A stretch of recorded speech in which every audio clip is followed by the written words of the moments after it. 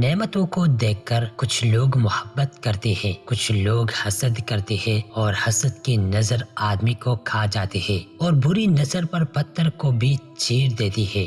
3 چیزیں اللہ پاک دے دے تو ان کو چھپانے کی کوشش کرو۔ نمبر 1، اچھی صحت ملے تو لوگوں کے سامنے دکھاوا نہ کرو تاکہ نظری بد سے محفوظ رہو اور صحت تندرستی سلامت رہے۔ نمبر 2، اولاد خاص کر کے اگر اللہ نے بیٹیوں سے نوازا ہے تو لوگوں کے سامنے فخر نہ کرو تاکہ لوگ حسد کا شکار نہ ہو جائے۔ نمبر 3، مال و دولت آئے تو دکھاوا نہ کرنا بلکہ صدقہ خیرات کرنا اور سادگی اختیار کرنا تاکہ لوگ حاسد اور آپ پر مغرور نہ بنے۔